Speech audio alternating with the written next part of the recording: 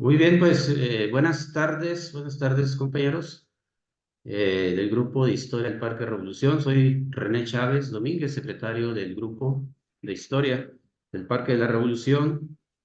Y pues nuestra plática semanal del día de hoy tenemos el honor de la participación del doctor Emiliano Gallaga eh, Urrieta, que está conectado allá en Tuxtla Gutiérrez, Chiapas. Allá nos está él presente. Y el día de hoy pues va a ir para a través del compañero Miguel Méndez, pues se contactó al doctor Gallaga para que nos platique sobre este tema interesante que es el periodo viejo de Chihuahua antes de Paquimé. Entonces me voy a leer aquí la semblanza del doctor Gallaga, que ya hemos tenido ya la participación de él en una plática anterior sobre el presidio de San Carlos, por allá por el 2021, febrero para ser precisos. Nos dio una plática sobre ese presidio y el día de hoy pues, nos va a platicar sobre este tema. El doctor Emiliano Gallaga Murrieta es egresado de la Escuela Nacional de Antropología e Historia. En arqueología obtuvo los grados de maestría y doctorado en antropología en the University of Arizona. Ha trabajado en distintos sitios arqueológicos, tanto nacionales como internacionales, en los estados de Sonora, Estado de México, Ciudad de México, Yucatán, Chiapas, Arizona, Nuevo México y Brasil. Ha dictado cerca de 200 conferencias a nivel nacional e internacional. Sus publicaciones suman más de 50 de ellas entre artículos, reseñas, catálogos, semblanzas y libros. De lo más destacado de su acervo se pueden mencionar los libros. Bueno, voy a ver si pronunciamos bien aquí, está en inglés el libro. Es Surveying the Archaeology of Northwest Mexico. ¿Dónde están? Investigaciones de afroamericanos, a landscape of interaction during the late Hispanic period in the Onavas Valley, Sonora, México. Manufactured light mirrored in the Mesoamerican realm. Se desempeñó como delegado federal en el centro del INA, Chiapas, del 2006 al 2013 y profesor en la Facultad de Gestión Turística de la Universidad Nacional Autónoma de Chiapas, del 2009 al 2013. Arqueólogo e investigador en el centro INA, Chihuahua, en 2013 y director de la Escuela de Antropología e Historia del Norte de México, en Chihuahua, y profesor de la misma del 2014 al 2019. Y del 2020 al 2022 fue profesor de licenciatura de gestión turística. Actualmente se desempeña como coordinador de la licenciatura de arqueología de la Universidad de Chiapas, Facultad de Humanidades. Entonces, pues, damos la bienvenida al doctor Gallaga y lo de los micrófonos eh, para que nos platique de este tema. Entonces, sí, les voy a pedir los que asegurarnos de dar micrófonos, por favor. Entonces, pues adelante, doctor Gallaga, tiene ahí listo para compartir la pantalla y Doctor. Sí. Todavía hay algunas personas que tienen, Iván Hernández y H. Macías tienen su micrófono abierto, que se escucha. y lo voy yo a silenciar. Muy bien. Bueno, primero que nada quiero agradecerle el espacio, al Grupo de Historia Parque Revolución y en especial a mi amigo Miguel Méndez por la invitación, que ya sabe él que estoy dispuesto a esta y muchas más y todos los temas que yo pueda compartir, porque considero, ¿no?, que los arqueólogos o los académicos, en realidad, nuestro deber no solamente es generar conocimiento, sino también difundir el conocimiento. Y en este tipo de espacios son esenciales para los cuales nosotros poder difundir este conocimiento que estamos generando y que no solamente es en los medios académicos, libros, conferencias, etcétera, sino también para el público en general, para que sepamos de nuestro patrimonio, para que sepamos qué es lo que existe allá afuera, qué es lo que nos rodea y que ustedes y todos nosotros formamos parte de esta gran red que hacemos que el patrimonio se conserve, se enriquezca y lo protejamos. Y sin mayor preámbulo, voy a compartir pantalla para poder empezar la plática. ¿Me pueden avisar si ya se ve? Perfecto, vamos a ver. Sí, ya se ve. Entonces, bueno, vamos a ver, en esta plática, que el título es El periodo viejo de Chihuahua, antes de Paquimé. En realidad vamos a hacer un viaje mucho más allá del periodo viejo, sino mostrar las bases de lo que pensamos es en las que se forma el sitio de Paquimé, ¿no? El sitio arqueológico, la comunidad, lo- el- el- la ruina, como a veces les llaman, de Paquimé, pues en realidad no surge de la nada, ¿no? Surge a partir de una base, a partir de una serie de experiencias de largo periodo de tiempo, y es lo que vamos a empezar a ver en este tipo de pláticas. No es un trabajo solamente mío, sino es de muchos arqueólogos que han trabajado en la región por mucho tiempo y que cada uno de ellos y cada uno de nosotros pues contribuimos con una pequeña semilla para conocer mejor el desarrollo cultural de nuestra región.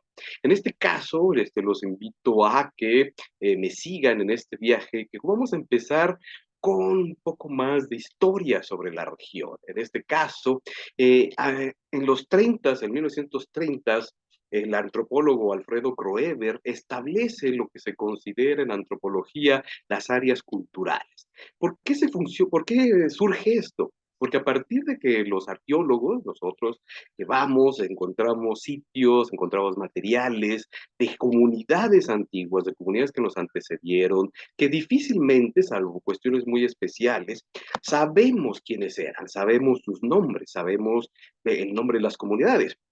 No sucede así como, por ejemplo, con los mayas, los aztecas, que coincidieron con culturas las cuales dejaron registro. En este caso, muchos de los grupos culturales prehispánicos de estas regiones, desconocemos realmente cómo se autodenominaban ellos mismos, cómo hacían sus cosas. En este sentido, cuando encontramos cosas, cuando encontramos sitios materiales, los empezamos a distribuir, los empezamos a clasificar. Y dentro de estas clasificaciones tenemos que darles un nombre, tenemos que identificarlas para poder separarlas unas de otras. En este caso, el concepto de área cultural surge con esta necesidad, surge por este propósito de empezar a nombrar ciertas áreas con características similares y poder empezar a desarrollar los desarrollos culturales de esas regiones. Y en este momento en que surge este concepto cultural, pues obviamente todas las áreas a nivel mundial empezaron a desarrollar sus propias áreas culturales, a nombrarlas. Y en el caso de lo que sería el noroeste de México y el suroeste de los Estados Unidos, pues surge, ¿no? Hay que recordar que para estos momentos, en los 30 del siglo pasado, pues principalmente eran americanos los que registraron, los que realizaron las investigaciones arqueológicas de toda esta región. Entonces, para ellos es muy normal que le llamen a toda esta región el gran suroeste, entre comillas, americano, pero en realidad hoy en día lo llamamos suroeste americano, noroeste de México, para complementar que son dos países, dos regiones culturalmente distintas. En este caso, lo del área Jojocam, que ya la conocen todos ustedes, es un término que se establece en el 1933, cuando Gladwin y su esposa nombran por primera vez este tipo de sitios en el área. Pero no va a ser sino hasta que Emily Howry, Harold Gladwin y Siles hacen el reporte de la excavación del sitio de Snaketown, Arizona, donde el concepto de área cultural Jojocán toma su fuerza y toma su nombre, y a partir de este momento se va a seguir denominando de esta manera. Posteriormente tenemos el área de los Anasazi, en el cual Richard Weatherhill es el primero o el primer hombre blanco, por así denominarlo, que describe sitios pertenecientes a esta área cultural. Pero no va a ser sino hasta 1936 que Alfred Kidder le determina este nombre, lo denomina a esta área cultural como los Anasazi, debido a la terminología que los Anasazi, si no me falla la memoria, significa algo así como enemigo mío, una cosa así. Pues ha habido pues reclamos acerca del nombre y de los grupos que hoy en día de indios americanos han puesto su queja de que te debería cambiar. Hoy en día este nombre ha empezado a desaparecer del de los Anasazi por el de Ancestral Puebloans, pero ha tomado, o sea, generalmente se le conoce más por Anasazi. Y por último tenemos el área cultural de los Mogollón, el cual surge a partir muy rápidamente en 1931, cuando Emil Haury realiza un proyecto de arqueología de superficie en lo que serían las montañas Mogollón. Y es en este momento en que empieza a surgir este nombre para toda esta región cultural.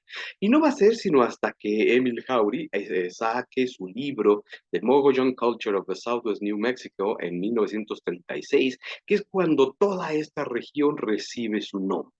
Como ya hemos visto, entonces vamos a ver que toda esta gran región del suroeste de los Estados Unidos, noroeste de México, complementan estas tres grandes áreas culturales que van a ser los Anasazi al norte, los Hohokam al este o no, al noreste centro, principalmente en la región de Arizona y parte de Sonora, y todo el resto que queda será los Mogollón, que estamos hablando, parte de Nuevo México, Arizona, el norte o noroeste de el estado de Chihuahua y centro norte del estado de Sonora.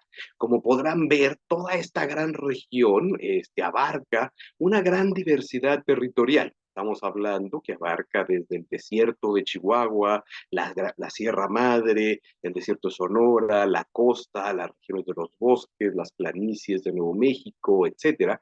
Y entonces no solamente contamos con una región muy diversa geográficamente, sino también muy diversa culturalmente. Habrá una gran cantidad de grupos culturales hoy en día vivos, ¿no? Grupos americanos nativos de estas regiones, que obviamente no son iguales unos de otros. Y en el pasado debe haber sido algo similar, teniendo un gran territorio como esto, entonces debemos pensar que debieron haber una gran cantidad de grupos distintos unos a otros. Debido, como ya lo mencioné al principio, como debido a la gran cantidad de investigaciones que se han realizado en este gran territorio han sido por americanos, la gran mayoría de la información se cuenta en el suroeste de los Estados Unidos con un poco de investigación que se ha ido realizando en lado mexicano. Hay que mencionar que obviamente la cantidad de arqueólogos que hay en el gran suroeste americano, contrastado con la cantidad de arqueólogos que hay del lado mexicano, es abismal. Por lo tanto, obviamente, la cantidad de investigaciones que se realizan de un lado con respecto al otro, pues es muy abismal. Y obviamente a los americanos les interesa mucho saber cuál es el desarrollo de estas culturas prehispánicas de este lado de la frontera, porque obviamente en la época prehispánica no existía esta frontera. Y por tanto, para entender su suroeste, tienen que conocer, tienen que saber qué pasa en nuestra región. En este sentido, como hemos mencionado, el área Mogollón es muy grande, con una gran diversidad. Por tanto, en un momento determinado, van a empezar a surgir subáreas. Y vamos a tener entonces que se establece la región Mimbres de los Mogollón, la región de Jornada Mogollón, en la parte centro-sur de Nuevo México, y luego posteriormente en 1933, también muy rápidamente, Donald Brand establece que la porción sur de este gran territorio se le denominará cultura Chihuahua, así en términos generales. Pero más que nada, y lo establecen, es por la falta de conocimiento de qué es lo que existía debajo de la frontera. ¿no? Ellos no sabían hasta dónde ir y hasta hoy en día se desconoce a ciencia cierta hasta dónde llega la cultura mogollón o esta área cultural conocida como área cultura mogollón en nuestros territorios nacionales. Y como lo hemos mencionado muy rápidamente, aquí les muestro este mapa del área de registro de sitios arqueológicos del Instituto Nacional de Antropología e Historia, en el cual pueden ustedes observar todos estos puntitos naranjas. Son todos y cada uno de los sitios registrados hasta el día de hoy en el estado de Chihuahua. Como pueden ver, la gran mayoría de los sitios registrados se concentran en la porción de la esquina noroeste del estado de Chihuahua, lo cual pues no es de sorprender ya que es alrededor del sitio de Paquimé donde se ha concentrado la gran mayoría de la investigación arqueológica de este estado.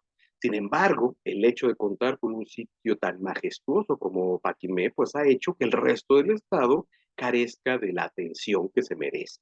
Y como pueden ustedes observar, pues hay regiones del estado de Chihuahua en las cuales no hay un solo puntito, lo cual no significa que no haya sitios, sencillamente es que no ha habido investigaciones arqueológicas que establezcan cuál ha sido el desarrollo cultural de esa región. Hay áreas, obviamente, que son un poco más difíciles de poder realizar investigaciones, como sería lo que se le conoce como el Triángulo Dorado en esta región, lo de la Sierra, ¿no? Hay áreas que, como estas aledañas a la región del Big Bend tejano, falta mucho por hacer, por investigar.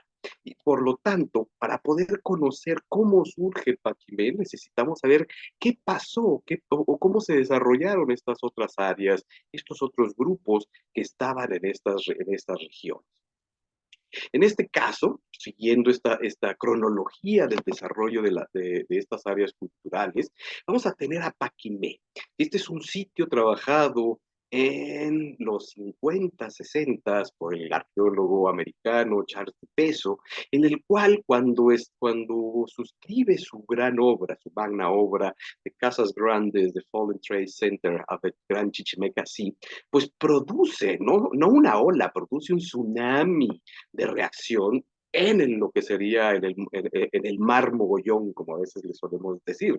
Y produce esta gran ola porque hasta ese momento, hasta la publicación de Charles de Peso, en realidad se desconocía que debajo de la porción sur de la frontera hubiera sitios con esta complejidad, tuviera sitios con esta calidad de trabajo, con esta calidad de arquitectura, de arte, de materiales, de relaciones, ¿no? Entonces vamos a ver que el sitio de Paquimé fue un parteaguas dentro del conocimiento y del desarrollo de la región, no solamente de Chihuahua, sino del resto de esta gran región que se conoce coloquialmente como las cuatro esquinas internacionales. Estamos hablando Sonora, Chihuahua, Nuevo México y Arizona. Y va a ser este sitio, en el cual pues es un gran sitio de construcción o arquitectura de tierra, que romperá lo que se pensaba de las sociedades, de los grupos que existían en esta área. Se va a determinar que este sitio fue habitado en lo que se le conoce o estableció como el periodo medio, que va más o menos de 1200 a 1450 después de Cristo. Hay que mencionar que la publicación de Di Peso establece una serie de planteamientos, teorías, explicaciones, que en su momento pues fueron fundamentales, en su momento crearon mucha sinergia. Hay que mencionar que debido a que del 74 a la fecha ha habido replanteamientos, críticas y esta es la forma en que el conocimiento avanza, ¿no? No solamente porque ya se publicó algo significa que hasta ahí llegó el conocimiento, hay que contrastarlo, hay que criticarlo, y para poder seguir avanzando en el conocimiento hay nuevas tecnologías, hay nuevos descubrimientos, y en el caso particular del trabajo de Di Peso, de las hipótesis de Di Peso, pues la gran mayoría de sus estatutos pues han sido rebasados, han sido cuestionados, criticados y replanteados. Esto no quiere decir que el libro de Di Peso y el trabajo de Di Peso no solamente en Paquimé, sino en la región de Chihuahua, es una Biblia, es un referente obligado para todos y cada uno de los que queremos conocer de la región.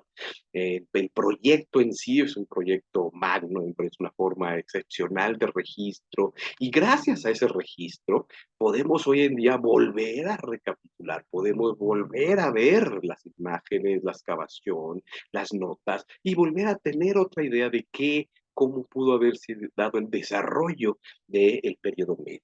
Aquí hay que replantear que una vez que surge Paquimé en el imaginario colectivo de los académicos, de los arqueólogos, pues empiezan a surgir las preguntas de por qué surge Paquimé, de dónde surge, si de repente no teníamos idea de que había estos sitios en Chihuahua, ¿cómo surge? Entonces surgen las explicaciones de que era muy posiblemente, en este periodo también se dan las explicaciones de que muy posiblemente se debe a migraciones.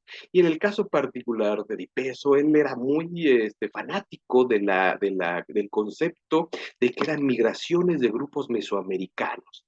Y tenemos esta idea de que generalmente los grupos norteños carecen de complejidad, carecen de esta capacidad de creación y que necesitamos de grupos mesoamericanos o de grupos extranjeros para que vengan y nos enseñen de cómo ser civilizados, ¿no? Y en este caso, todo su planteamiento, toda su hipótesis de trabajo es cómo estos grupos mesoamericanos llegan y les enseñan a estos grupos cazadores, recolectores, bárbaros, a ser grupos más civilizados y que por eso surge Paquimé así como de la nada, ¿no? Y en este sentido se establece que debido a los materiales que se localizan en la ciudad, en la de Paquimé, es que hay una gran interacción de intercambio, de comercio, de redes comerciales establecidas por los pochtecas mesoamericanos entre Mesoamérica y la Gran Chichimeca, que se están intercambiando principalmente material como la turquesa, como obsidianas, drogas, psicotrópicos, esclavos, productos del búfalo, etcétera, por guacamayas, por plumas, por concha, por cobre, espejos de pirita y últimamente uno de los últimos descubrimientos recientes, pues el cacao también, ¿no? Entonces, en este caso se establece que Paquimé se consideró o se consideraba como un sitio mercantil de interacción entre esta región norteña con Mesoamérica. Hoy en día sabemos, o sea, hoy en día no negamos la conexión con Mesoamérica porque tenemos los materiales, tanto en un lado como en el otro, pero sí cuestionamos el hecho de cómo se dio esta interacción. Hoy en día sabemos que, o contemplamos, de que los grupos norteños no eran sujetos pasivos que ellos estaban nomás esperando a que llegaran, que les dijeran qué hacer. Estos eran sujetos que sabían qué es lo que querían hacer, qué es lo que iban a tomar y qué no iban a tomar de estas influencias de fuera y cómo se desarrollan. Lo que vamos a ver en este viaje que vamos a tener en este momento es mostrar cómo ya existía una compleja red cultural, una compleja base cultural en Chihuahua que permitió en algún momento determinado el desarrollo y el surgimiento de Paquimé y que fue utilizado por estas redes de intercambio para un intercambio a mayor y más larga escala. Y mencionamos lo que hoy en día pues no se cuestiona la presencia de grupos mesoamericanos porque hasta el día de hoy desconozco, tanto en el gran suroeste americano como en el noroeste de México, un solo entierro que pertenezca a un personaje no local. Es decir, no se han hecho análisis de ADN, de estroncios y todos los que se han localizado son gente de la región. No tenemos un maya, no tenemos un azteca, una gente del centro de México. Entonces no hay pochtecas así como tal que hayan venido directamente a enseñarles a estos sujetos cómo ser complejos. Y esto entonces nos lleva a la pregunta, ¿qué había antes de Paquimé? Algunos investigadores americanos, como Steve Lexon, sostiene de que entonces también, si no eran grupos migrantes mesoamericanos, debieron haber sido grupos del gran suroeste que bajaron a esta parte del sur para, pues, colonizar, conquistar, enseñar, como ustedes gusten y manden, a estos grupos cazadores-recolectores de estas regiones. Pero de igual forma, vamos a ver que los materiales, los contextos arqueológicos, pues no soportan esta hipótesis. De entrada, este Flexon sostiene que estos grupos migran porque hay un vacío, porque hay un vacío en toda esta geografía de grupos o de una gran cantidad de grupos que pudieran ser los descendientes o la base de lo que después será Paquimé.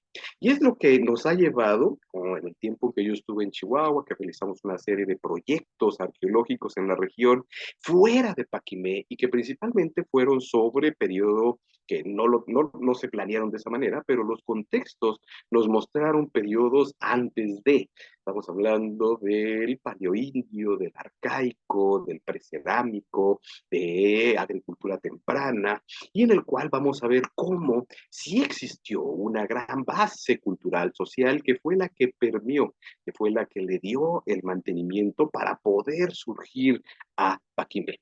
Y en este gran viaje, pues empezamos con lo que será el paleoindio, en el cual tenemos un gran registro de presencia humana en la región. Por ejemplo, en las dunas de Samalayuca se han localizado una gran cantidad de puntas paleoindias, como son Clovis y Folsom, que nos muestran que el hombre americano pasó por estas regiones. Pero no solamente que pasó, sino que un porcentaje de estos grupos se quedaron en la región, se quedaron para habitarla, para gozar de su territorio, de sus recursos.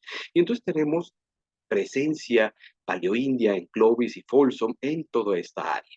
Posteriormente, en otras áreas, vemos en este proyecto que tuvimos en Rancho Santa María, a unos 50 kilómetros al sur de Paquimé, realizamos un proyecto de superficie donde localizamos un sitio arcaico, el cual presentaba pues, una gran extensión de material disperso en este gran territorio. Estamos hablando de unos 200 metros por 150 metros de extensión, en el cual era una cantidad impresionante de lastres. No había ni una solo de palcate, no había un solo tiesto cerámico, lo que nos indicaba de entrada que era un sitio arcaico. Y por los materiales que localizamos, se levantaron más de 18,000 lascas de piedra, localizamos unos 8 hornos para cocción, para manufactura de alimentos, no localizamos unidades habitacionales y localizamos un entierro, del cual hablaremos un poco más tarde.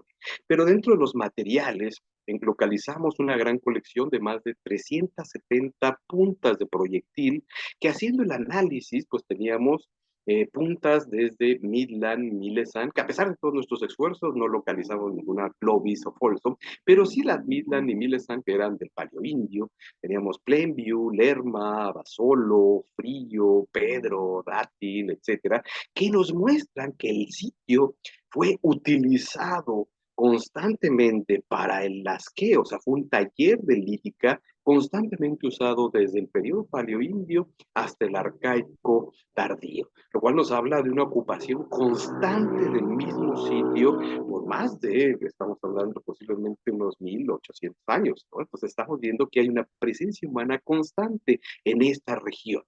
No solamente descubrimos una gran cantidad de materiales líticos y de piezas, sino también identificamos áreas de trabajo, como las mostramos aquí. Aquí se pueden ver, y escogimos esta en particular, porque ustedes pueden ver todos estos puntitos blancos, pertenecen al mismo material. Entonces, localizamos en un área, en un mismo espacio de trabajo, los núcleos. Encontramos lascas terciarias, es decir, que son estas lascas que son las primeras que se quitan de un núcleo, porque todavía tienen la costra de la superficie, que no sirven, pero se le está trabajando el núcleo para ser trabajado después. Encontramos las lascas secundarias, que ya es material que ya tiene menos presencia de la capa superficial, y tenemos lascas primarias, que ya son lascas sin el córtex de fuera. No localizamos in situ aquí en esta área los materiales finales, pero sí localizamos puntas del mismo material en otras áreas. Entonces, eso nos quiere decir que había gente que llegaba con el material, lo trabajaba, hacía piezas y lo hacía de manera constante. Por eso tenemos esta gran concentración de material. Ahora bien, les mencioné de que no localizamos unidades habitacionales. ¿Qué quiere decir esto? Que entonces estos personajes, estas personas que venían a trabajar aquí, hacían alimentos, pero no pernoctaban en esta área o no localizamos las unidades habitacionales. Esto nos lleva a otro proyecto que se realiza ahora sí que digamos en el siglo pasado, en 1900 o en los 90, en los cuales por los arqueólogos americanos John Rooney y Bob Hart, se dedican exclusivamente al registro e investigación de los sitios cerros de trincheras. Aquí habría que mencionar, hacer la aclaración de que la tradición cerros de trincheras la compartimos tanto en Sonora como en Chihuahua. Sin embargo, a pesar de que las características son muy similares, son sitios que se usan cerros de material volcánico y con estos construyen plataformas, nivelan las áreas, hacen círculos de piedra que son unidades habitacionales, etcétera. Pero los sitios cerros de trincheras del otro lado de la sierra, es decir, en Sonora, son sitios tardíos. Estamos hablando del 800 al 1200, 1300 después de Cristo, mientras que los sitios de tradición cerro de trincheras del lado chihuahuense son sitios tempranos. Estamos hablando de 1200 antes de Cristo, una cosa así.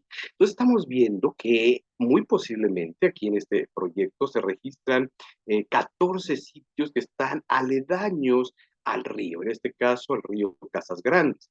Entre estos ríos, uno del más importante que se conoce a lo largo y ancho, tanto académica como no académicamente, es el cerro Juanaqueña, que es un sitio impresionante en esta región, muy cercano, bueno, relativamente cercano a Paquimé, y el cual presenta y también es conocido por contener la fecha de uso de maíz más antigua del estado de Chihuahua, que estamos hablando cerca de 3000 años.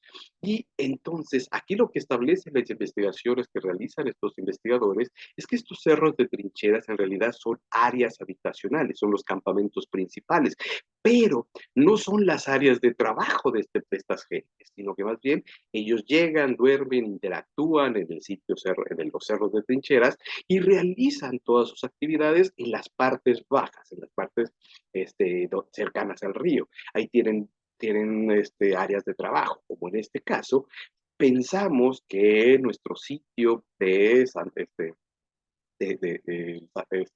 María, donde localizamos todo gran taller del lítico, debió haber sido el taller de estos tres grupos o tres cerros de trincheras que son muy cercanos al área que nosotros trabajamos.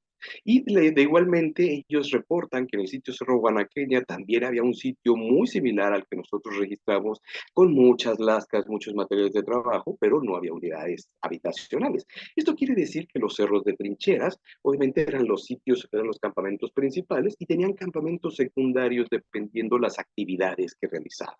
Con información de Bob Hart, registramos también en estas fechas otros tres sitios más cerca de Asunción, lo cual nos indica que toda el área, toda esta región en la Vega de los Ríos estuvo ocupada por sitios cerros de trinchera, lo cual nos habla de que mucho anterior a Paquimé, pues teníamos grandes comunidades, grandes nos referimos a estos cerros de trincheras que posiblemente pudieron haber tenido ocupado entre 200 a 300 gentes cada uno de ellos, por lo menos el sitio de Juanaqueña, y de menores proporciones los otros que vemos aquí en pantalla, pero los cuales nos indican que sí hubo una gran población, sí hubo ocupación, sí hubo explotación de los recursos. Y en este caso, posteriormente realizamos otro proyecto muy cercano al Cerro Guanaqueña en Janos, ¿no? En este caso fue el Peñón del Diablo, el cual realizamos un registro de los materiales. El sitio fue registrado anteriormente por los americanos Van Paul y Rakita. Lamentablemente, no sabemos si entregaron o no un reporte, pero nunca localizamos un reporte de sus investigaciones, por lo cual desconocemos qué fue lo que hicieron, qué material recolectaron, cuánto material, dónde, etcétera. No tenemos material para comparar. Entonces, realizamos otra vez de nueva cuenta el registro, hicimos un mapa del Peñón que es un pequeño promontorio que en el valle, muy cercano a la población contemporánea de Janos, que surge como unos 20 metros sobre la superficie y que se caracteriza por, por representaciones de petrograbados, ¿no? Aquí vemos por el cual se conocen, ¿no? Aquí tenemos estas representaciones muy similares, el estilo a los estilos de Jornada Mogollón, en este caso estos personajes, los personajes en los cuales pues tienen cuernos, ¿no? O sea, no es que sean diablos, pero son personajes con, posiblemente con astas de venado para en ceremonias que sabemos que se realizaban de esta manera. Pero coloquialmente por este tipo por eso se le conoce el peñón de Piedra. Sin embargo, bueno, realizamos el registro en el cual pues registramos más de 600 petrograbados, en los cuales la gran mayoría eran del periodo arcaico, otro tanto eran de Jornada Mogollón, del estilo Jornada Mogollón, y una pequeña porción resultaron ser del estilo del periodo medio de Paquimé. Entonces sí hay presencia de Paquimé en este sitio, donde aquí sí registramos algunos tepalcates de casas de Paquimé, pero la gran mayoría de la ocupación de este sitio es arcaico, es del periodo arcaico medio al tardío. Aquí también se localizó, registramos más de 250 morteros fijos en la base este peñón. Estos morteros son de gran tamaño y de gran profundidad, y lo cual nos indica que pues no los hicieron de la noche a la mañana, tuvieron que haber estado ahí constantemente viniendo para poder realizar eh, morteros en esta área. Esto nos da indicado también que generalmente en el imaginario colectivo, cuando hablamos de sitios de pintura rupestre, de petrograbados, lo asociamos efectivamente con áreas mágicos, ceremoniales, rituales, etcétera, y pensamos que están aislados del entorno, que no hay nada más, que la gente nomás llegaba, pintaba, hacía sus ceremonias y se iba.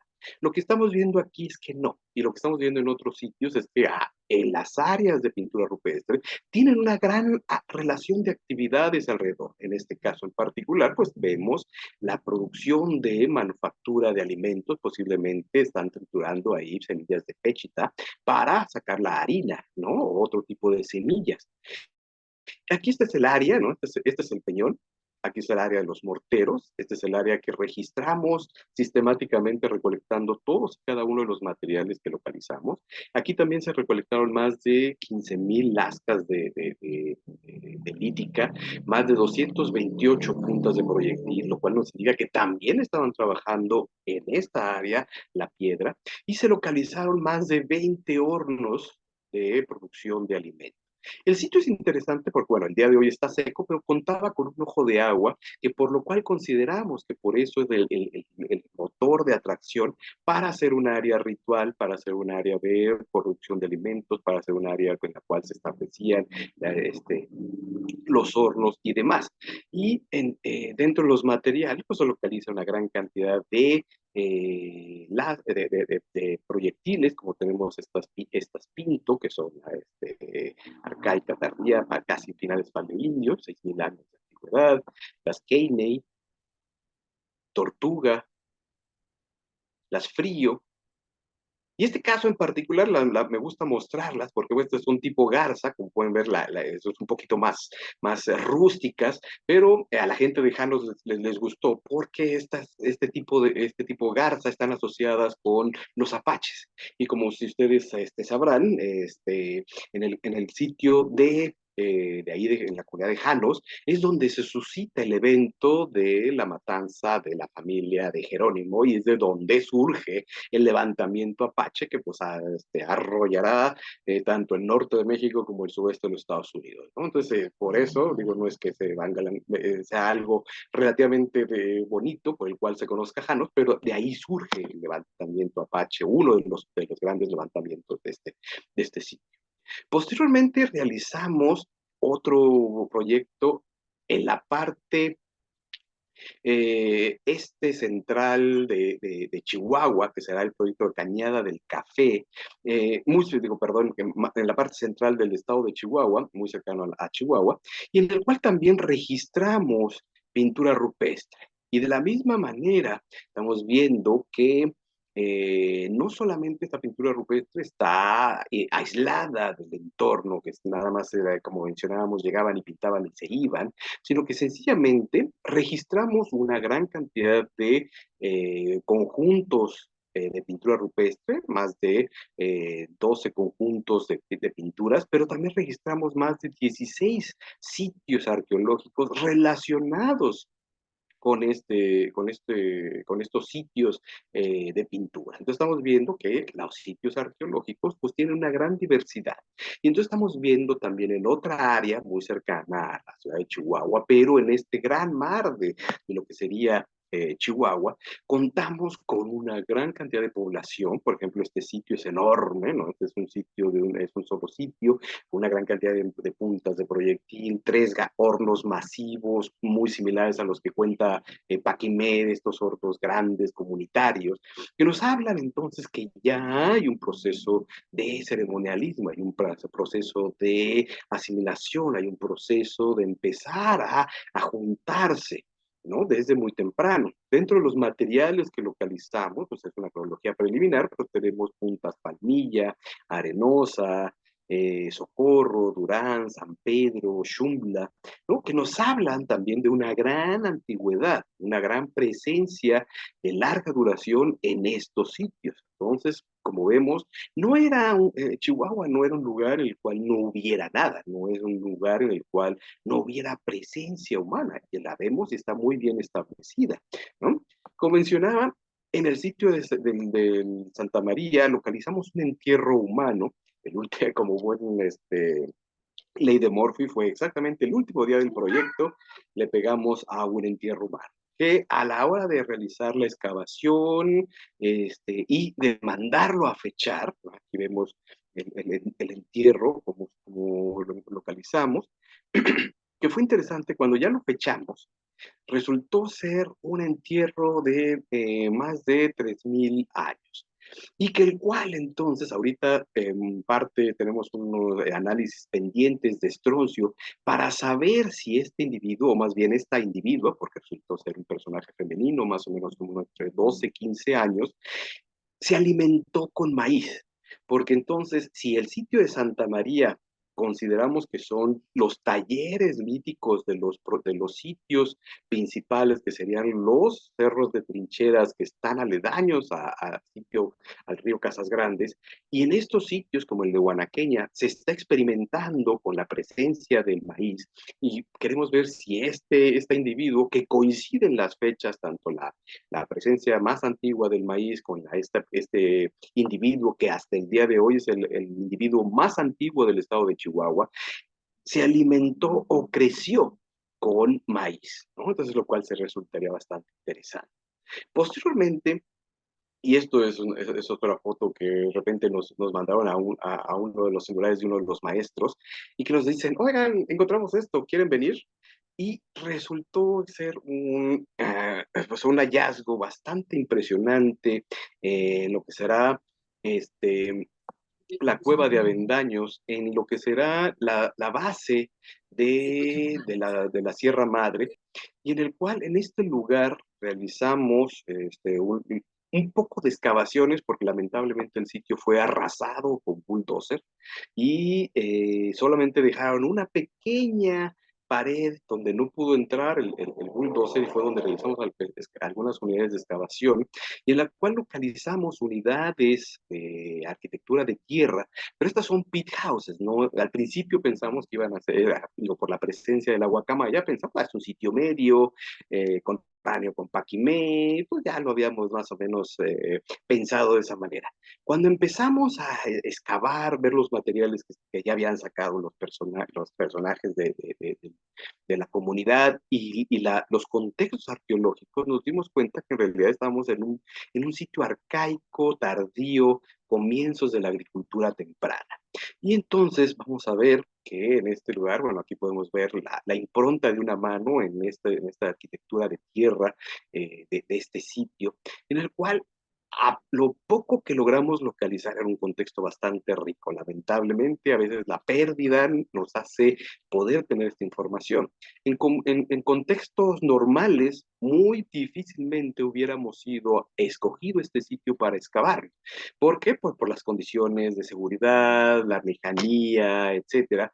No se, es un área que realmente no se trabaja por esas condiciones. Sin embargo, el hecho que se haya, no queremos que es fomentar eso, pero el hecho de que lo hayan destruido y que haya alguien tenido la noción de avisarnos para poder ver que se podía rescatar, pues hizo que lo pudiéramos localizar este otro y que nos da la idea de que toda esta región en esta parte centro-sur del estado de Chihuahua, pues todavía guarda una cantidad impresionante de contextos y de lectura para entender el desarrollo de las culturas prehispánicas en el estado. Aquí vamos a ver que mandamos fechar un diente que se encontró en superficie, digo, en la superficie del piso de esta unidad y un olote quemado, ¿no? El cual cuando se mandó a fechar, pues dio la antigüedad como de 2400 años, ¿no? Lo cual nos indica que estábamos en un sitio de presencia de maíz temprano, un sitio en el cual eran posiblemente grupos cazadores-recolectores ya jugando con la agricultura, ¿no? Aquí vamos a ver los materiales, algunos materiales que se localizaron, que son las bellezas de excavar contextos de cuevas o de lechos secos, en el cual pues tenemos semillas de maíz, estos olotes que posiblemente sean arcaicos, muy tempranos, cordeles, fragmentos de calabazas, etcétera. Y posteriormente, pues tenemos este olote, posiblemente un harinero del 8, tenemos textiles, cuero trabajado, podemos ver ahí cómo se coció, bases de ollas, es una calabaza completa que se encontró, y otro, y lo que es la cabeza de esta guacamaya momificada, que después hablaremos un poco más adelante de ella. Aquí se volvió a repetir. Entonces vamos, ya llegamos a lo que sería el periodo viejo de Paquimé, o al periodo anterior a Paquimé, ¿no? Estamos hablando de entre 400, 500 al 1100, 1200 después de Cristo, ¿no? Todo este viaje que hemos hecho es para entender que el periodo viejo anterior a Paquimé no surge de la nada, hay ya un contexto, ya hay un área ya perfectamente desarrollada, habitada, por grupos humanos que conocen la región, tienen relaciones tanto con el suroeste americano, con la región cercana, en este caso posiblemente occidente, mesoamericano y demás. ¿De qué se caracteriza el periodo viejo o los grupos del periodo viejo? Pues principalmente van a ser el tipo, esta cerámica, café, burda, desarrollada de rollito enrollado, alisada al interior, y las construcciones de pit houses o casas foso, lo cual es extremadamente difícil, y esto es lo interesante de este periodo y es algo que debemos mencionar. Salvo que tengamos evidencia en superficie, como puede ser este sitio registrado por Jen Kelly, en el cual vemos pues, el círculo del pit houses, por lo general estas estructuras están bajo tierra. Y mientras no tengamos ahora sí el control mental de ver o un radar de penetración que nos permita observar qué hay debajo de superficie, se van a identificar estos sitios. Esta es una de las principales razones por las cuales hay muy pocos sitios del periodo viejo registrados hoy en día, ¿no? Y es lo que ha dado pie también a pensar de que antes de Paquemé no existía o no había una gran base comunitaria o poblacional, porque no había sitios o no hay gran cantidad de sitios viejos en el registro. Al día de hoy contamos solamente con un poco más de 15 sitios viejos, entre los cuales 3 fueron registrados por los investigadores Mike Whelan y Paul Millis, 4 por DiPesto en su momento, 6 sitios por el proyecto Jen Kelly y 2 hasta el momento por Bitzel y Circe, que hoy en día son uno de los pocos proyectos del periodo viejo que se están realizando en la actualidad en Chihuahua y que están dando a conocer una gran cantidad de información muy interesante de ver cómo se desarrolló el periodo viejo en este momento. Como pueden ver, bueno, tenemos aquí, esta es una de las excavaciones de Jen Kelly de su proyecto, y en el cual uno de sus sitios, el de Calderón, registró más de, creo que 36 pit houses, que lo convierte en un sitio viejo mucho más grande que el sitio convento que excavó Di Peso en su momento. Aquí lo que vamos a ver es que en algún momento determinado, estas poblaciones que habitaban los cerros de trincheras, por ejemplo, en las partes altas o cuevas, de repente ya una vez habituados a la actividad agrícola, bajan a los valles, bajan a las áreas antes de, o sea, superiores a los niveles de, de, de anegación de los ríos, y entonces trabajan o están cercanos a las áreas agrícolas, ¿no? Entonces vamos a ver que esto es lo que localiza y lo que identifica Di Peso en su momento, que son comunidades chicas formadas por de un par a unas 20, 30 casas, pit houses, y que en las cuales en algún momento determinado también se empieza a desarrollar, empezamos a hacer evidente ya un desarrollo comunitario con casas comunales. Estas casas comunales van a ser de mucho mayor tamaño, las cuales, aquí vemos esta que excava de peso en el sitio del convento, en el cual es un área circular más grande, en las cuales muy posiblemente es donde se llevan a cabo ceremonias, rituales, congregación de gente, o sencillamente estar juntos en un espacio para discutir, chismear, como lo hacemos todos hasta el día de hoy, ¿no? Pero estamos viendo que ya hay una capacidad de congregación, hay una capacidad de congregarse en un espacio con diferentes números de casas, y la capacidad de organizarse para construir una casa comunal, ¿no? Estamos viendo entonces ya distintas complejidades, ¿no? Con respecto a los materiales, ¿no? Entonces vamos a ver, por ejemplo, este es el sitio de Chapo Chávez, muy cercano al sitio de Guanaqueña, en el cual es un sitio clasificado como del periodo medio, en el cual se tienen registrados o registramos una buena colección de materiales típicos del periodo medio, como serían estos ¿cómo se llama? Bavícora, casas grandes, ramos polícromos, etcétera.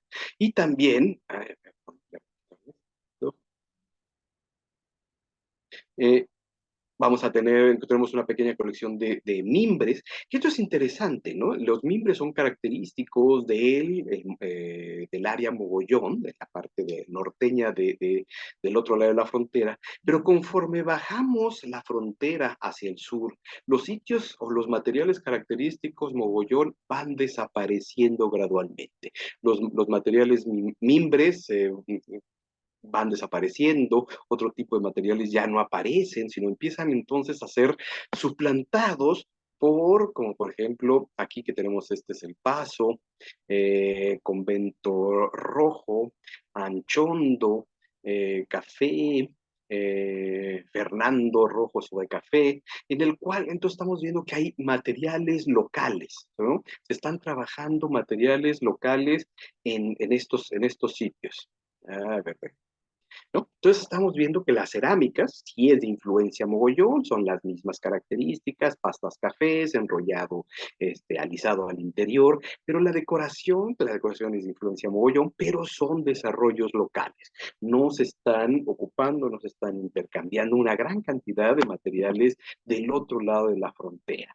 ¿Qué pasa con la obsidiana, por ejemplo? La obsidiana, en los sitios que trabajamos, tenemos una gran cantidad, en los cuales como ustedes saben, la obsidiana no es un material típico de estas regiones, los yacimientos son pocos, generalmente se trabajan lo que comúnmente se conocen como lágrimas de Apache, que son nodulitos muy chicos, que realmente son nódulos que bajan de los ríos, de yacimientos mucho más grandes, pero mandamos a hacer este análisis de proveniencia de cerca de 60 muestras a Estados Unidos, y resultó que la gran mayoría o más bien la totalidad de la obsidiana que se está utilizando en el Peñón del Diablo, en el Rancho Santa María 1 y 2, en realidad son yacimientos locales. Estamos hablando de los Huagüeyes, Lago Barreal, Agua Fría, etcétera, en los cuales nos están diciendo que los grupos cazadores recolectores, los grupos arcaicos, los grupos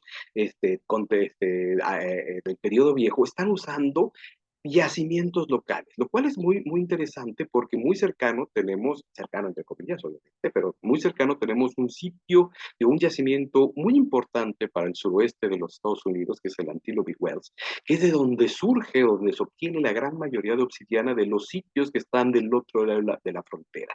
Curiosamente, no encontramos ninguna perteneciente a este yacimiento en nuestros sitios más norteños. Entonces, algo está pasando ahí que no, que se están quedando con lo local. ¿No?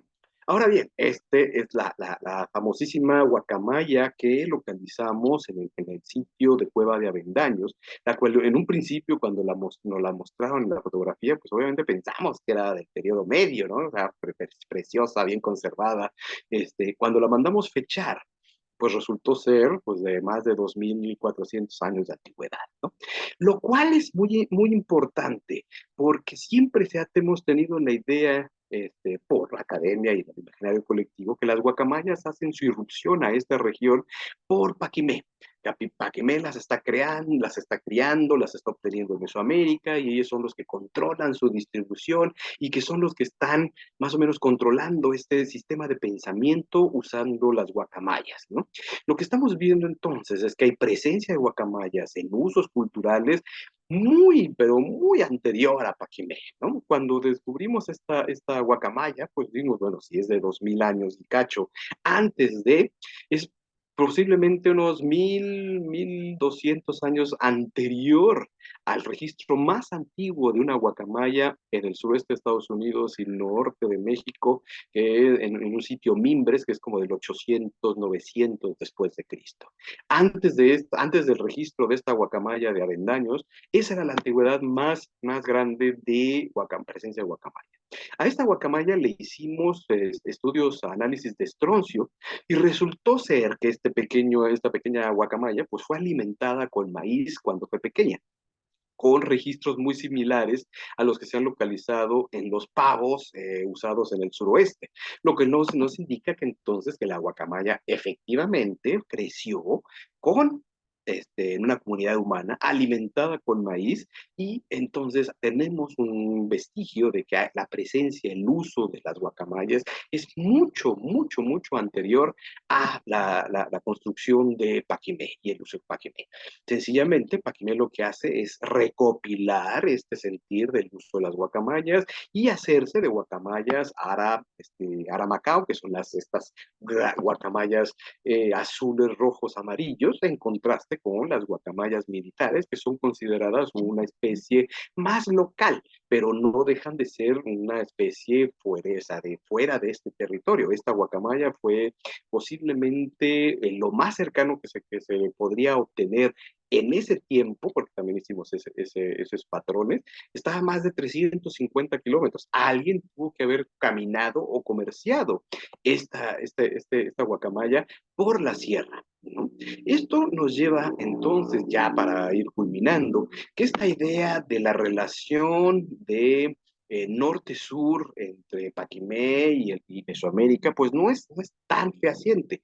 Sin embargo, los materiales nos están indicando, los contextos, tanto en Chihuahua como en Sonora, tenemos más una relación más este-oeste, más de qué está pasando con la costa, la sierra y Paquimé, los materiales de concha, lo que está llegando posteriormente mesoamericano, como es el cobre, como son espejos de pirita y demás. Pensamos que no están llegando a lo mejor por la parte interna, sino utilizando la sierra o la costa, y de ahí penetran hacia el interior de Chihuahua, ¿no? Entonces, así para culminar, tenemos una gran presencia humana en en el estado de Chihuahua desde el Paleoindio, la cual va a desarrollarse en estos grupos que van a empezar a concentrarse y habitar cerros de trincheras en las partes volcánicas, van a utilizar los valles para la producción de sus enseres domésticos y para empezar a jugar con lo que sería la agricultura. En algún momento determinado, pues la agricultura y la cerámica hacen su irrupción, que son conceptos mesoamericanos que llegan y empiezan a difundirse en estas áreas. De la misma manera, en algún momento determinado, ahora sí que desconocemos cuál fue el gancho para hacerlo, pero dejan de habitar los cerros, dejan de habitar las cuevas y bajan hacia los valles para practicar ya la agricultura como una forma de procuramiento de alimentos mucho más intensa. Esto nos llevará a la formación de pequeñas comunidades en lo que sería el periodo viejo temprano o la fase convento y pilón, en la cual vamos a ver comunidades de casas foso, que después se van a ir congregando y ya para la fase de perros viejos o perros bravos, perdón, se van a concentrar, van a cambiar de unidades circulares a unidades en superficie cuadradas. Y esto dará pie posteriormente a la creación de Paquimé. Como ustedes sabrán, pues no solamente Paquimé es el único sitio de gran envergadura en el área, ¿no? Tenemos el sitio de Galeana, que lamentablemente no se ha divulgado como se debería, pero es un sitio con grandes dimensiones, muy similares al de Paquimé. Entonces sabemos que hay otros Paquimés en la región que no se han trabajado. Y entonces por eso surge Paquimé como surge. Hemos visto de manera muy sucinta un gran desarrollo humano en todo este territorio antes de, o sea que no necesariamente se necesitó de la presencia de un grupo foráneo, llámese Mesoamérica, llámese suroeste de los Estados Unidos, sino que los grupos chihuahuenses, los grupos de Sonora, tenían la suficiente capacidad para crear ciudades complejas, para decidir qué es lo que querían comerciar, cómo lo querían comerciar y qué es lo que iban a obtener a cambio de esos desarrollos. Y con esto, pues ya no los atizogo más. Muchas gracias y espero que les haya sido de su agrado la plática.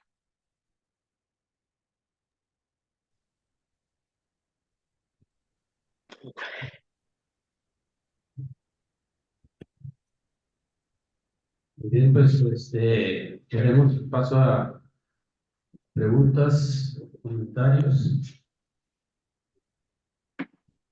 Buenas noches, jóvenes. Gracias. Buenas noches, doctor. Una pregunta. Bueno, más que pregunta es un comentario. Por ahí hubo oportunidad de conocer el Peñón del Diablo ahí en Janos, ¿verdad? Que está ahí en las montañas de Janos.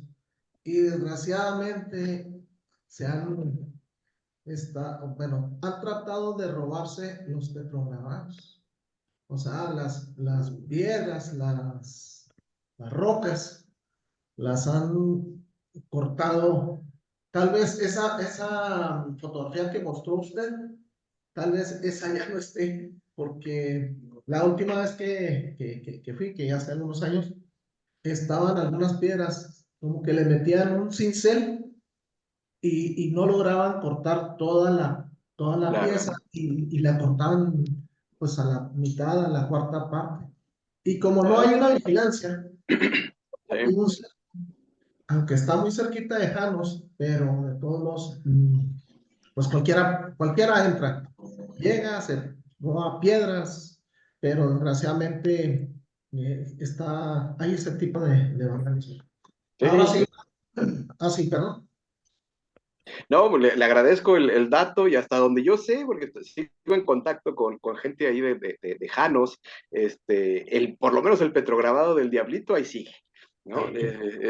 Lo demás, ahí sí desconozco cuál sea la situación. Lamentablemente, eso sí es lo que sucede a veces con nuestro patrimonio, y por eso celebro la invitación, porque la única forma de proteger un patrimonio es el patrimonio que se conoce, que se difunde, ¿no? Porque si no difundimos la importancia y la relevancia de conservar ese patrimonio, pues obviamente pues la gente que vive en esas comunidades pues no le da la importancia, ¿no? Si empiezan a ver que viene gente, que hay turismo, que genera recursos por conservar este tipo de patrimonios, pues es lo que mueve a que conservemos este patrimonio, ¿no? Y pues agradezco de nueva cuenta la invitación a que me permitan pues expresar lo poco que conozco de lo que he realizado en el norte de México. Oiga, aquí sí una pregunta. Todo ese material, todo ese material que recogieron y que han recogido, en este caso de Paquimeos, cercanías, y, y de ahí de Janos, en dónde se conserva? ¿En dónde, o sea, en dónde está? Está en las bodegas gran parte está en las bodegas del centro INA Chihuahua, en la ciudad de Chihuahua. Otra parte está en las bodegas del sitio de Paquimé, y mucho de lo que nosotros realizamos se encuentra bajo resguardo de las bodegas de la Escuela de Antropología e Historia del Norte de México, que también pertenece al Instituto Nacional de Antropología e Historia. O sea, todo ese material está ahí bajo resguardo, ¿no? O sea, por ejemplo, si en algún momento determinado la comunidad de Janos decide oponer, o sea, establecer un museo comunitario, pueden solicitar el material, ¿no? Para eso está. Digo, que lo tengamos almacenado en una bodega acumulando polvo, pues no nos sirve de nada ni a usted ni a mí, ¿no? O sea, ¿qué más quisiéramos poder que todo este material se exhibiera? Lamentablemente, ustedes saben que, o sea, los museos son la cosa más cara del mundo, no solamente hacerlos, sino también mantenerlos. Pero si en algún momento determinado se establece un área para su exhibición, se puede solicitar, y nosotros contribuiremos muy amablemente dando la información que se requiera para su difusión. Okay. Bueno, ya nada más para darle oportunidad a los demás, dos cosas. Yo soy estudioso de la Pachería, y precisamente ahí en la zona de Janos puedo ir hasta un lugar que le llaman Las Letras. No sé si Miguel Méndez conozca ahí esa zona, pero por ahí tuvimos el apoyo de presidencia municipal hace ya algunos años de esto, hace ya más de 12 años, con el presidente Molina. Y localizamos una ranchería Apache.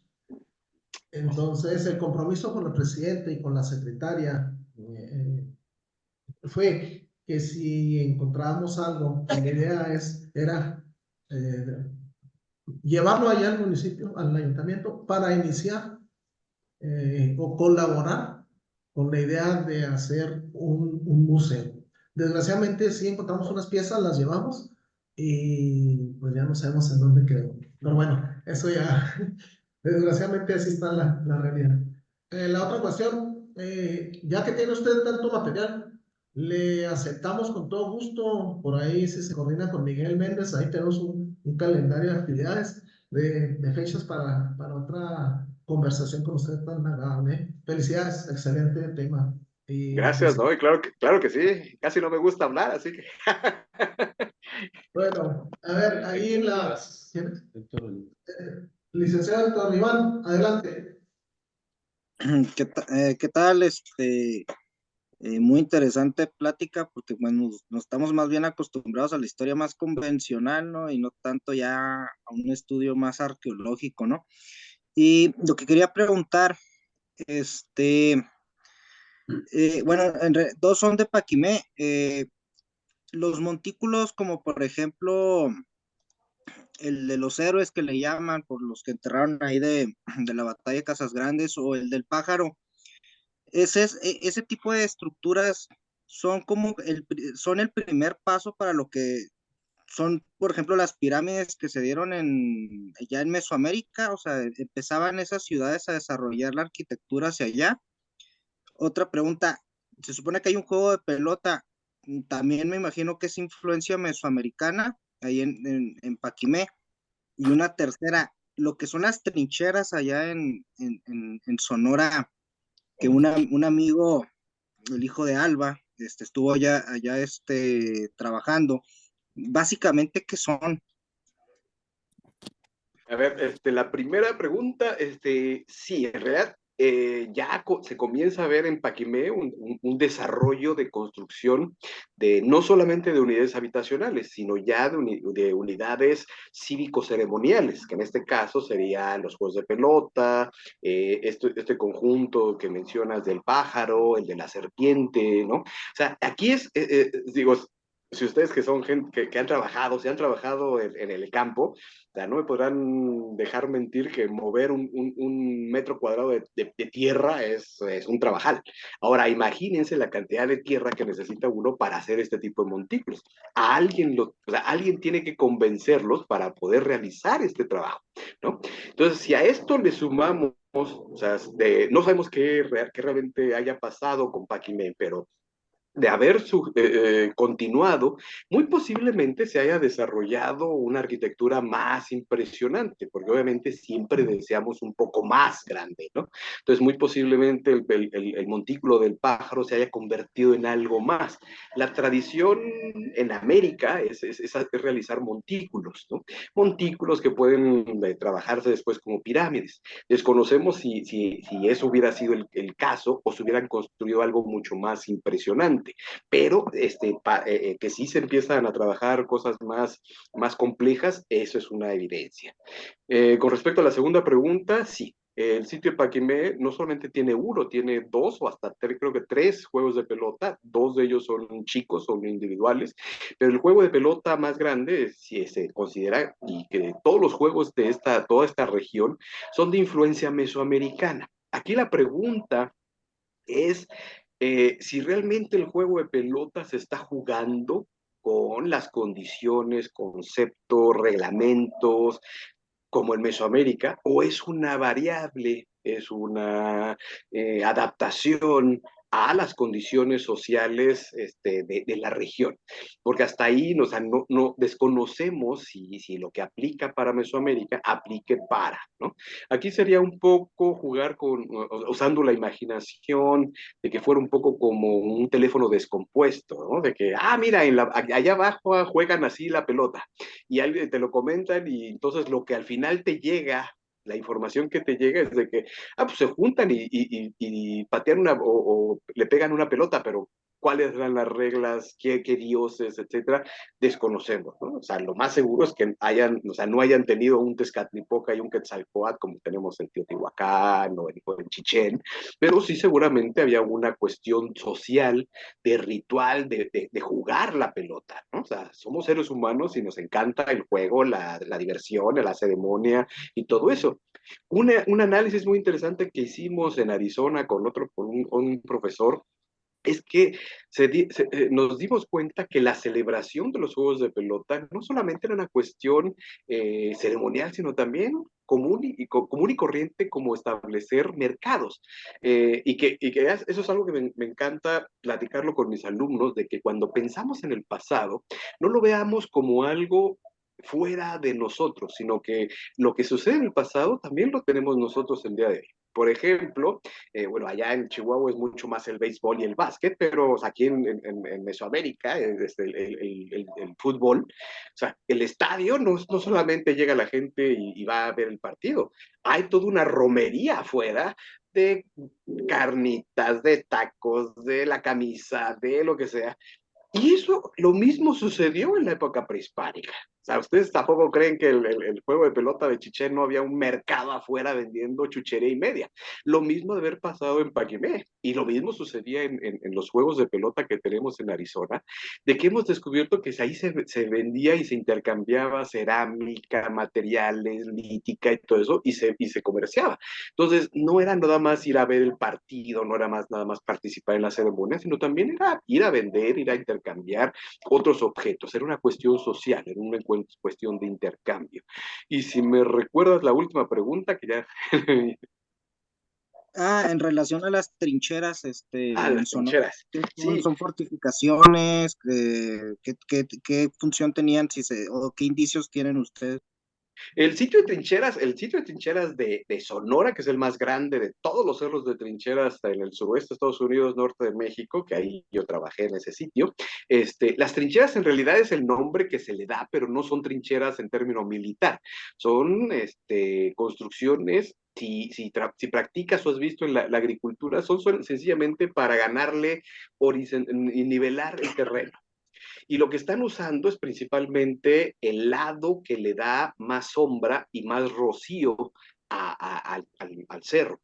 Porque si tú piensas, por ejemplo, que son trincheras para defenderte militarmente, pues o sea, estaría muy bien el asunto, pero si le das vuelta al cerro, el otro lado del cerro no hay una sola trinchera. O sea, nosotros subíamos el cerro en 20 minutos. Ay, yo soy chilango y citadino, pero todos mis trabajadores en 10 minutos ya estaban arriba. Entonces, un guerrero cazador-recolector, pues en 5 minutos iba y mataba a todos los que estaban arriba si eso fuera el caso. Sí hay una posición de defenderse, ¿no? De estar en una posición alta y ver quién está caminando por el valle y todo eso, pero no era una posición estratégicamente militar, sino era una cuestión de ganar, o sea, es mucho más fresco estar ahí en esa parte del cerro que en la parte del valle. Las noches son más frescas arriba. Y es lo que estamos viendo y lo que explicaba de que los sitios cerros de trinchera en realidad son las áreas habitacionales principales, pero la gran cantidad de actividades se realizan en el valle. Y en la noche regresan y te duermes y al día siguiente bajas y trabajas en la parcela al lado del río, trabajas tu lítica, haces tus puntas y te regresas al día siguiente. Entonces, todos estos cerros de trincheras, que se le llama comúnmente trincheras, pero en realidad son terrazas habitacionales, son terrazas de nivelación, son terrazas para áreas de trabajo, son terrazas para huertos, ¿no? Porque tenemos mucha diversidad de actividades que se están realizando en estas terrazas. Muy bien.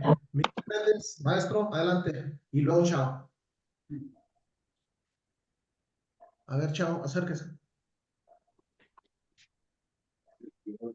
Esta fotografía, bueno, yo soy de Casagrandes, nací en Acérquese acá. Aquí le sientes acá.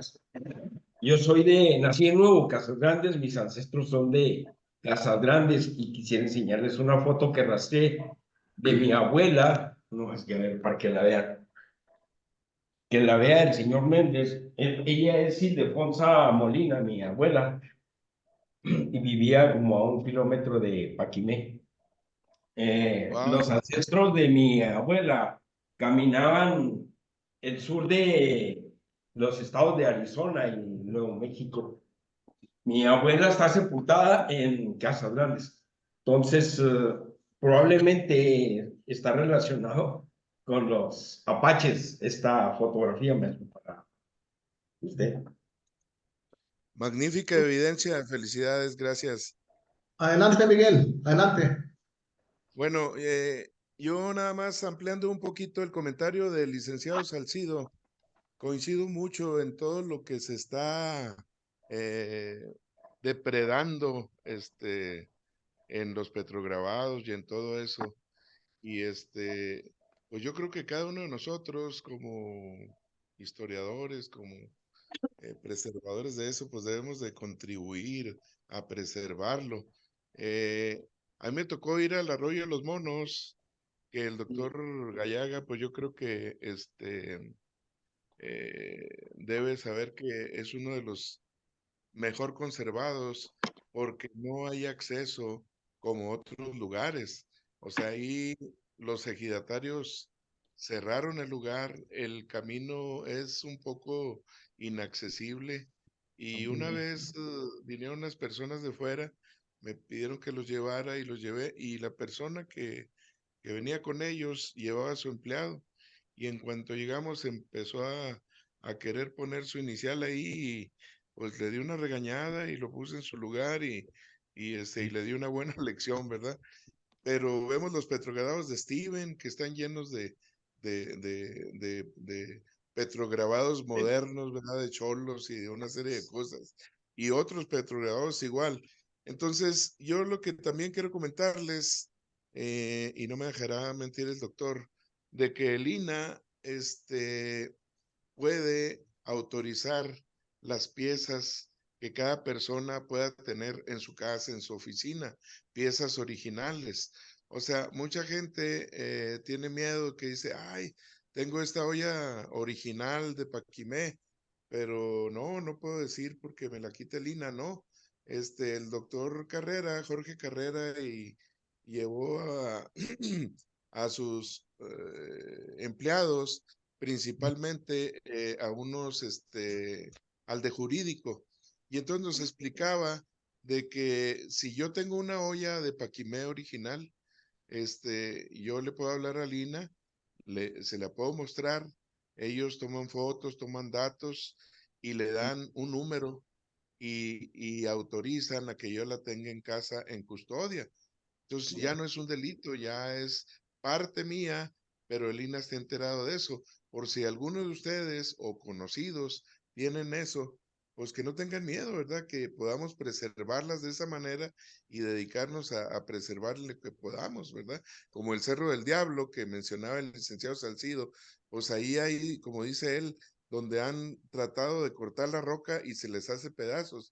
Lo mismo sucede en los petrograbados de Galeana, ahí llegando a Levarón. Ahí metieron un Caterpillar y se llevaron los petrograbados. De hecho, yo fui a la casa de un Levarón, no digo su nombre, pero ahí tienen su patio unos petrograbados, ¿verdad? Entonces, qué lamentable, ¿no? Yo creo que podemos nosotros contribuir a eso. Doctor Gallaga, felicidades por su charla magistral y esperemos que nuevamente nos pueda apoyar con otra. Gracias, es todo. Con mucho gusto. Elvia, aviso, adelante. Buenas noches, excelente su plática, felicidades. Y yo quiero mostrar, con permiso de Lina, ya está, sí, porque no vaya a ser el problema. Mire, los maicitos que usted dijo, ay, ¿cómo se los muestro así? Aquí están unos maicitos, ¿cómo se dice? Negritos, quemados, Carbonizados. de las cruces Namiquipa. Ahí hay, sí, también un sitio arqueológico que está totalmente, nunca lo han ido a explorar. Encontré pues muchas, tengo bastantes, pero todo esto va a ser para un museo y de hecho ya está en INA, yo estoy en comunicación con ellos y me tienen registradas todas mis piezas. Aquí están también otras piezas como usted dijo que eran del periodo viejo. Mire, aquí está otra y aquí está una que esta sí me la dató el INA porque le llamó mucho la atención, que es de 700 años de nuestra era, que esta es lo que más vieja que tengo, pero usted ahorita dijo algo que, por ejemplo, esta pieza, que es de las viejitas, también del periodo viejo, pero tengo muchas, pues sí, tengo varias, pero te digo, tengo hachas, tengo todo, pero todo está ya en el INA y con permiso y un día para hacer un museo en Amiquipa. Perfecto. Es lo que yo le quiero compartir. Gracias. Okay. Adelante. Sí. Bueno, aquí básicamente tenemos para felicitarlo y pues me tocó conocer a Jane Kelly. Ella fue a trabajar allá a Sotomanes, a Santana, Namiquipa, y regresó todos los años con muchos arqueólogos que trae de Calgary. Y pues nos tocó, estuvo en San Jerónimo y total que se hizo amiga ahí de nosotros y nos entregó pues copia de muchos de los documentos que de la investigación. Dice, se lo llevó a Lina, pues dice, pues si son las moscas te voy a dejar una copia a ti. Y mejor, y total ahora aquí Burbuja aquí nos mandó un documento del informe de Jane Kelly, donde identifica el sitio ese Calderón y todo eso está a 1000 metros ahí del un rancho de nosotros. Y muchos de los que manzan está dentro de los ranchos. Total que la pregunta es, ella decía que no hacía mucha difusión de lo que encontraba porque iba la gente pues a destruir ahí. En este caso, por ejemplo, ese sitio lo vuelven a tapar o porque hay fotos donde el que está ahorita que se ve así que la casa grandota redonda. ¿Qué pasa después? ¿La tapan otra vez o qué? ¿O cómo se hace? Esos sitios, salvo como el caso de Paquimé, esos se quedan expuestos, pero este tipo de sitios se excavan, se registran y se vuelven a enterrar, ¿no? Para conservar, para seguirlos conservando. como todos ustedes saben, pues, la arqueología es una práctica destructiva. Vamos destruyendo para poder conocer, ¿no? Salvo el caso, como lo hemos mencionado, que estemos una pirámide, casas grandes, una cosa así que se conserva y que eventualmente se pueda aperturar al público, pues ya es otra dinámica. Pero si no hay planes, si no hay recursos para su apertura, se hace la excavación, se hace el registro de los materiales, ¿verdad? Y después se vuelve a enterrar para que se siga conservando. Ok. Otra pregunta nomás ahí, y Ganero, ahí nosotros tenemos un museo ahí pues más bien de la Revolución, y pues realmente ahí sabemos que es un presidio, ahí en San Jerónimo. Total, el tema es de que mi hermano se topó con un señor que se pasó toda la vida juntando metates, ¿sí? Entonces, 1, 2, 3, pues como unos 30 más o menos, 20, no sé cuántos. Y total que ya estaba viejito y los familiares, los hijos, ya vengas a Estados Unidos y ya para quedarse acá y pues quedado con los metates. Total que se los vendó a mi hermano, total, para el museo, y ahí los tenemos, pago 6,000 pesos y ahí los tenemos en exhibición de la gente.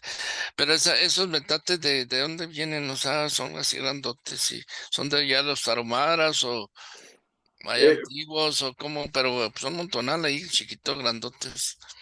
eh, aquí el problema es que mucho de ese material, como ya salió de donde se encontraban, ya no hay contexto, es muy difícil saber qué grupo es, ¿no? O sea, todos los grupos desde el Utah, Colorado, hasta El Salvador y Colombia usan metates, ¿no? Aquí o sea, tendría que ver el tipo, porque hay una tipología de distintas formas de metates. Hay los metates arcaicos, que son solamente la piedra con el hueco, ¿no? que se diferencian muy bien. Hay otros metates como los de Paquimé, que son muy característicos, muy bien cortados, cuadrados. Entonces, cuando uno ve eso, sabe, independientemente de dónde esté, sabe que esos son metates del periodo medio de influencia paquimé, ¿no? Entonces, eso es a grandes rasgos lo que uno podría determinar con los materiales ya fuera de contexto. Aquí la sugerencia es de que, o sea, si ustedes tienen materiales, tener bien registrado de dónde los obtuvieron, porque esa es la información que luego a nosotros nos hace mucha falta, ¿no? O sea, me pueden mostrar una pieza fenomenal, pero si no sabemos de dónde salió, la región, el área, el sitio, pues no me dice más allá de que es una pieza bonita, ¿no? Pero para poder tener la relevancia, mira, esta salió en este valle, en este sitio, y esta es la foto, y entonces esa es la información que también nos sirve para poder usar esos tipos de materiales para difusión, para exposición, etcétera. Muy Y bien. en Kelly falleció, nomás. Sí, ya. Sí, entonces Sí, sí. ya. Benito, y luego terminamos con Héctor Chacón, porque ya estamos en el límite de tiempo. Daniel, perdón. Doctor, felicitarlo por su plática, excelente. Y bueno, no es a todos. Mi pregunta es la siguiente. Bueno, primero es un comentario. Fuimos aproximadamente un año a la zona de Peñón del Diablo y afortunadamente, pues, sí hay destrucción, pero todavía están muchos petroglifos. Muchos petroglifos todavía están ahí, afortunadamente. Y la pregunta es, fuimos a lo que es la zona arqueológica de Paquimé y me llamó mucho la atención que hay una piedra que comentan, no sé, ¿verdad? Eso que es la pregunta, que es Quetzalcóatl. Ahí en la zona de Paquimé es una piedra muy extraña en forma de serpiente que dicen que es Quetzalcóatl. Mi pregunta es esa: ¿es Quetzalcóatl o qué es? Ahora sí que le voy a contestar, la verdad, es lo que usted quiera que sea, pero de que sea Quetzalcóatl es muy difícil. El problema es que, o sea, ¿qué es Quetzalcóatl? ¿Cómo identificamos a Quetzalcóatl? Sí, no sé qué se nos dicen ahí. Una serpiente emplumada, ¿no? Exacto. Si usted me dijera que las serpientes solamente aparecen en un sitio y nada más, entonces yo diría, bueno, entonces sí puede ser Quetzalcóatl. Pero serpientes hay desde Alaska hasta Tierra del Fuego. Entonces, o sea, muéstreme un grupo indígena que no haya usado la serpiente para representar un dios, una identidad, un animal, una cuestión, ¿no? El hecho mesoamericano de que sea la serpiente emplumada, bueno, eso le da un poco más de características, pero lamentablemente toda serpiente que encontramos en petrograbados, en pinturas, es Quetzalcóatl. Entonces, es muy difícil determinar. Y luego, o sea, la representación de la serpiente la tenemos desde los olmecas hasta que los españoles se fueron y todavía la seguimos usando. Entonces, en realidad, el concepto de Quetzalcóatl como un elemento netamente mesoamericano, náhuatl, etcétera, pues es muy relativo, ¿no? Es un concepto que se fue transformando en el tiempo. ¿Por qué? Porque la serpiente es un elemento muy distintivo del imaginario colectivo indígena, así como los jaguares, así como las águilas. Entonces, si usted me muestra un petrograbado con alguien con alitas, y ahí está el símbolo del emblema nacional porque es un águila, ¿no? Entonces, ¿no? Entonces, sí hay una representación muy característica de una serpiente, pero puede ser cosas que no sabemos qué estaban representando. Podemos interpretarlas de mil y un maneras, pero a ciencia cierta nunca vamos a saber realmente qué es lo que estaban representando. Gracias. Sí, ¿qué tal? Muy buenas noches a todos. Buenas noches. Pues bueno, felicitarlo, doctor Juliano Gallaga. Muy interesante su plática, muy aleccionadora. Hace quizás unos 20, 22 años, yo estuve en la región, bueno, voy muy seguido a Julines, pero rumbo a la Sierra de la Amargosa, al este del municipio, a la cabecera municipal, hay una comunidad que se llama Carrizo Viejo, y ya está muy deshabitado. Sin embargo, por ahí con mis niños, los sobrinos, nos íbamos de campamento y nos tocó ver, de hecho tengo fotografías así de petrograbados en una roca rojiza, caliza, como si fuera un asterisco grande. Y también, pues, lo que usted menciona, también lo vimos, unas cuevas en lo alto así de las colinas y una gran explanada. Y descubrimos vestigios también de animales prehistóricos. A ciencia cierta, nosotros decíamos que eran, pues, mamuts, pero pues, la verdad no sabemos, ¿verdad? Porque se veían en el hecho sobre la roca, pues, en un arroyo. Vimos morteros, también esos que mostró usted, en esa zona, que son como horadaciones, ¿no? En la piedra, pues es piedra caliza, seguramente, no estoy muy seguro.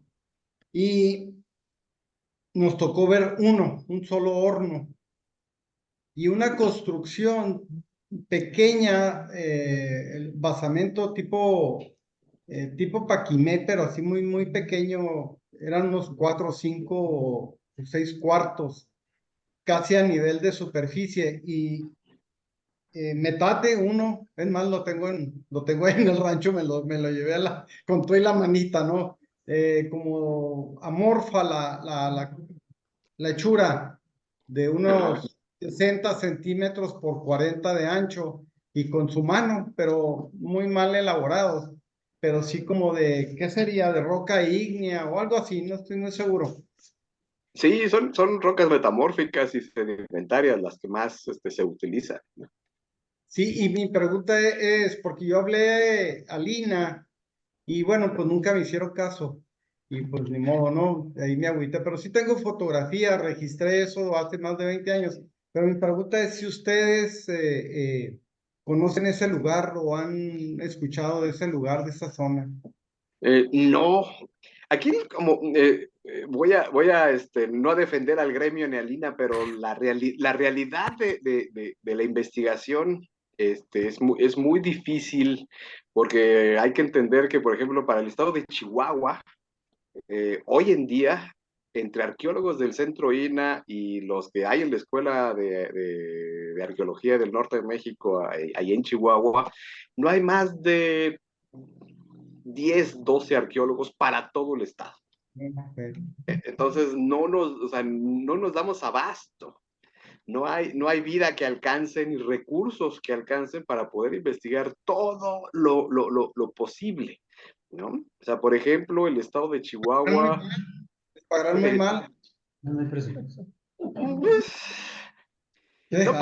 No pagan muy mal, no pagan muy bien, pero, o sea, a mí me ha alcanzado y para poder, o sea, y digo, gracias a lo que he hecho, pues me invitan a muchas partes, ¿no? Entonces viajo mucho, pero para expresar lo que conozco, y entonces en eso sí es rica la arqueología, pero hay que trabajarle como en todo, ¿no?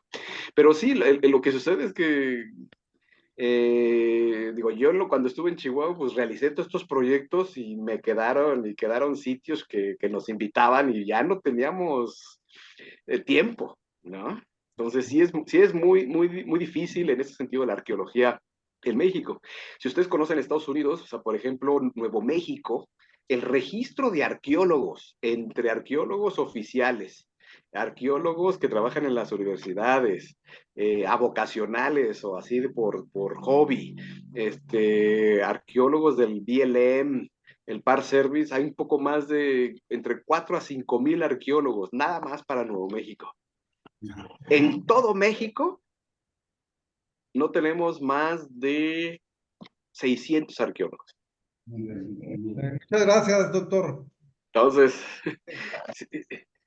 Muy bien. Bueno, gracias, doctor. Seguimos en contacto. Bueno, miren, ya estamos en el límite de tiempo, entonces le vamos a pedir una disculpa al ingeniero Muñetón, pero aquí estamos en un lugar prestado, desgraciadamente. Entonces, ya nada más para dar un aviso, agradecerle aquí a Arnoldo y a Pite Delgado, que echaron la mano ahí. Tenemos internada en Parral, Chihuahua.